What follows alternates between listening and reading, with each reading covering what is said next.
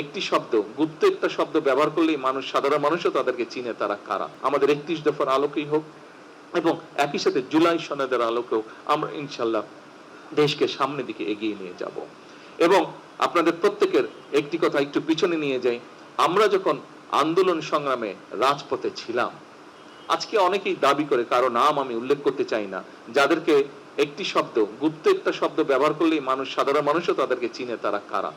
এদেরকে কিন্তু আমরা অনেক খুঁজেছি, তাদেরকে আমরা পাইনি, আমি পাইনি দূরে থেকে। আপনারা কি কেউ পেয়েছিলেন রাজপথে তাদেরকে?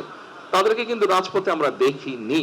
বিভিন্ন সময় তাদেরকে দেখেছি, যারা পালিয়ে গেছে এই দেশ থেকে তাদের সাথে বিভিন্ন ভাবে আমরা দেখেছি, কিন্তু রাজপথে আমরা দেখিনি। দেখেছি শেষের দিকে এসে কিছুটা আমরা তাদেরকে দেখেছি, শেষের দিকে তারা কিছু কিছু কিছু জায়গায় তাদেরকে দেখেছি, কিন্তু 17 বছর বিভিন্ন জায়গায় আমরা তাদেরকে দেখিনি।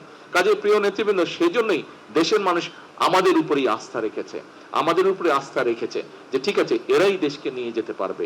এটি আমি দৃঢ়ভাবে বিশ্বাস করি। আসুন, দেশের মানুষের সেই আস্থা ধরে রাখার জন্য আমাদেরকে যে কোনো মূল্যে ঐক্যবদ্ধ থাকতে হবে। দেশের মানুষের আস্থা ধরে রাখার জন্য আমরা সকলে এক কাজ করব। কারণ ওই যে কথা একটি, জনগণের প্রত্যাশা আমাদের কাছে, জনগণ প্রত্যাশা নিয়ে আমাদেরকে দায়িত্ব দিয়েছে। আসুন আগে আমরা দায়িত্বটা পালন করি, তারপরে আমরা নিজেদেরকে নিয়ে ভাবি, আগে জনগণের কথা ভাবি।